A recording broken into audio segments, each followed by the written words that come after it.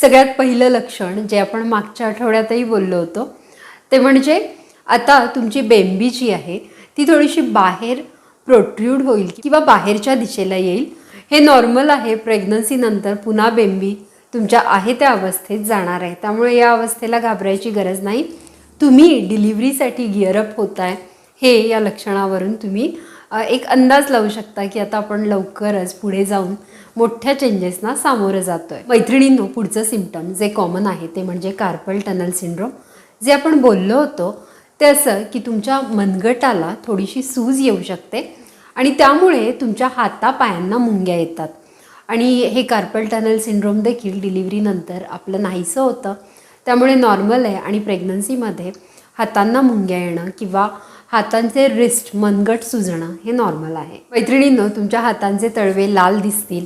अगदी तुम्ही खूप भांडी घासली आहेत म्हणून ती लाल झाली नाही आहेत, तर तुमच्या हॉर्मोन्सच्या अप्स अँड डाऊनमुळे, हॉर्मोन्सचं जे फ्लक्च्युएशन शरीरामध्ये चालू आहे त्यामुळे तुमचे हातांचे तळवे तुम्हाला लाल दिसतील. हे अगदी नॉर्मल आहे. हे देखील डिलिव्हरीनंतर नॉर्मल होणार आहे. त्याचबरोबर तोंडामध्ये मेटॅलिक चव जाणवेल, हे देखील नॉर्मल आहे. पाय थोडेसे सुजल्यासारखे जाणवतील, नॉर्मल आहे. तोंडामध्ये सलायवा इन्क्रीज होईल आणि विजन थोडीशी ब्लड झाल्यासारखं दिसू शकेल. हातपाय लाल होणं, हातापायांची जळजळ होणं किंवा सुजणं या गोष्टी तुम्हाला होत असतील ना, तर खूप गरम पाण्याने, हॉट बाथ ज्याला म्हणतात ते घेऊ नका. खूप टाईट कपडे, सॉक्स, हातमोजे, पायमोजे घालण्याचा टाळा. काहींना आईस पॅक हातावर ठेवल्यावर, पायावर ठेवल्यावर आराम मिळतो. तुम्ही सुद्धा हे ट्राय करून बघू शकता. अजून सिम्पटम्स दिसू शकतात ते म्हणजे कॉन्स्टिपेशन. आतड्यांच्या मुवमेंटमुळे तुम्हाला कॉन्स्टिपेशन जाणवू शकतं आणि ह्या कॉन्स्टिपेशनला कमी करण्यासाठी तुम्ही भरपूर पाणी प्या आणि अर्धा तास वॉक जरूर करा. कधी कधी ओटी पोटात दुखल्याचं जाणवू शकतं किंवा पोट कडक झाल्याचं जाणवू शकतं. परंतु याच्याबरोबर तुम्हाला जर फीवर, ब्लिडिंग अशी काही लक्षणं असतील तर तात्काळ डॉक्टरांना कळवा. प्रेग्नन्सी हॉर्मोन्समुळे अश्रूंची निर्मिती कमी होते आणि तुमच्या डोळ्यामध्येच मग फ्लुइड बिल्टअप होतं, ज्यामुळे तुम्हाला ब्लड म्हणजे पुसट विजन किंवा दिसणं या समस्या जाणवू शकतात.